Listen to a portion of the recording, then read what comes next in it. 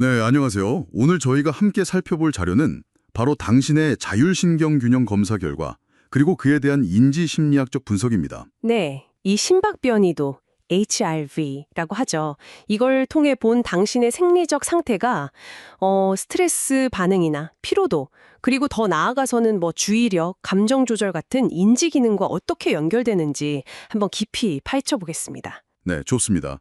보내주신 자료는 현재 당신의 자율신경계 상태를 보여주는 중요한 지표들을 담고 있죠. 그렇죠. 뭐 자율신경 활성도라든지 균형도, 또 스트레스 지수, 피로도 이런 것들이요. 이걸 인지심리학적 관점에서 좀 들여다보면서 이게 당신의 평소 생각이나 감정, 또 행동 패턴에 어떤 의미를 가지는지 그걸 살펴보는 게 이번 분석의 핵심이라고 할 수 있겠습니다. 네, 결과를 보니까 몇 가지 좀 눈에 띄는 점들이 있어요. 우선 그 자율신경 활성도 있잖아요. 이게 나쁨, 수치로는 50으로 좀 낮은 편인데, 네, 활성도가 낮죠. 근데 또 교감신경이랑 부교감신경의 균형 자체는 양호 87.5로 나왔네요. 이게 뭐랄까, 엔진 힘은 좀 약한데 핸들 좌우 균형은 잘 맞는 그런 느낌일까요? 네, 비유가 재밌네요. 그럴 수 있죠. 그런데 또 스트레스 지수 13하고 피로도 125.4는 꽤 높아요. 그리고 스트레스에 대한 저항력 56.3은 낮게 나왔고요. 네, 그 부분들이 중요합니다. 근데 또 흥미로운 게 평균 심박수 72.5 bpm는 정상 범위란 말이죠. 이건 좀 어떻게 해석해야 될까요? 이게 혹시 뭐 심장 자체의 문제라기보다는 그 심리적인 요인이 더 크다는 그런 신호일 수도 있을까요? 네, 아주 중요한 지점을 짚어주셨어요. 그 심박수 자체는 안정적이라는 건 현재 상태가 뭐 순환기 자체의 문제라기보다는 기능적인, 그러니까 방금 말씀하신 것처럼 심리적인 요인이 더 관련 깊을 수 있다는 걸 좀 시사합니다. 아하, 특히 그 낮은 자율신경 활성도 50이라는 수치는 몸과 마음이 계속해서 좀 저전력 모드에 가깝다는 뜻이거든요. 저전력 모드요? 네, 이게 장기화되면 우리 뇌의 그 컨트롤 타워 기능이라고 할 수 있는 전두엽 기반의 집행 기능 저하랑 연결될 수가 있어요.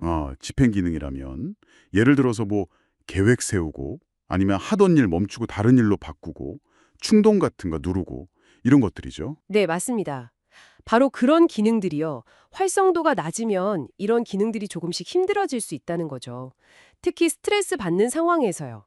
감정 조절이라든지 주의를 다른 데로 돌리는 게 좀 어려워질 수 있고요. 그렇군요. 반면에 스트레스 지수가 높게 나온 거, 113, 이건 외부 자극에 좀 더 예민하게 반응하고 작은 일도 좀 큰 위협처럼 느낄 수 있는 상태. 이걸 인지적 과부하라고 하는데 그럴 가능성을 보여주는 거죠. 인지적 과부하. 네, 쉽게 말해서 주의력이라는 우리 정신적 자원이 너무 빨리 소모되는 거예요. 주의력이 쉽게 방전된다는 말씀이시군요. 그 스마트폰 배터리 빨리 닳는 것처럼요. 그럼 피로도 125.4가 높은 것도 관련이 있겠네요. 당연히 관련이 깊죠. 높은 피로도는 생각의 속도를 좀 늦추고 집중력을 떨어뜨리고요.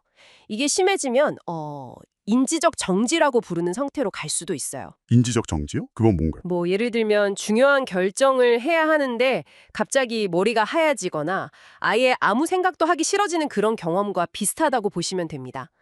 결국에는 전반적인 행동 의욕 저하로 이어질 수 있는 거고요.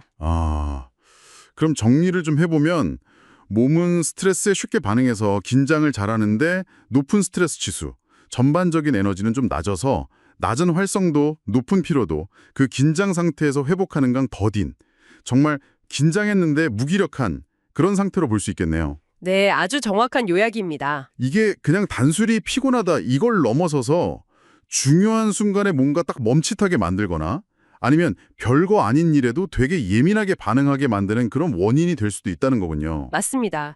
그런 상태가 되면 여러 인지 기능에도 연쇄적으로 영향을 미치게 돼요. 예를 들면 그 내 몸 내부의 신호 있잖아요. 뭐 배고픔이라든지 불편함이라든지 이런 내장 감각을 잘 알아차리기가 좀 어려워질 수도 있고요. 몸 신호를 잘 못 느낄 수도 있군요. 네. 그리고 스트레스를 받았던 경험이 유독 부정적인 기억으로 더 강하게 남을 수도 있고요.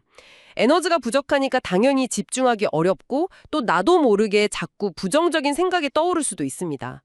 이 모든 요소들이 정말 서로 꼬리에 꼬리를 물고 영향을 주는 그런 시스템인 셈이죠. 아, 정말 복잡하게 얽혀 있네요. 그렇다면 이 연결고리를 좀 끊거나 아니면 좀 더 건강한 방향으로 바꾸려면 어떤 접근법들이 있을까요? 자료에도 몇 가지 전략들이 나와 있던데요. 네. 그래서 개입 전략들도 이런 상호작용을 고려해서 짜여지게 됩니다. 예를 들어서 그 마음 챙김 명상 기반 스트레스 완화, MBSR이라고 하죠. 이런 프로그램은 현재 내 상태를 좀 더 명확하게 알아차리는 능력을 키워서 인지 과부하를 줄이는 데 도움을 줄 수 있고요. 네네. 알아차림. 또 인지행동 치료, CBT 원리를 이용한 생각 기록 연습 같은 거요. 이건 반복되는 부정적인 사고 패턴을 좀 객관적으로 보고 그걸 바꿔나가는데 아주 유용합니다. 생각 기록이요? 그리고 HRV 바이오 필백 훈련이라는 것도 있어요. 이건 내 심박 변동 패턴을 실시간으로 화면 같은 걸로 보면서 스스로 호흡 같은 걸 조절하는 연습을 하는 거예요.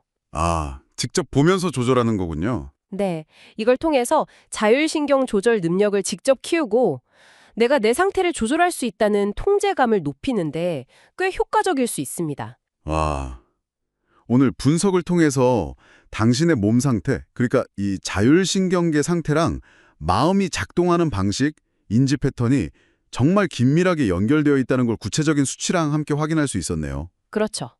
에너지는 좀 낮고 스트레스 반응성은 높은 이 상태가 집중력이나 감정 조절, 또 뭔가 결정하는 방식에 어떤 식으로 영향을 미치는지 좀 엿볼 수 있었던 것 같습니다. 네.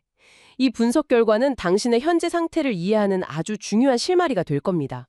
하지만 꼭 기억해야 할 것은 이 시스템이 고정불변인 게 아니라 얼마든지 변화 가능하다는 점이에요. 아, 네.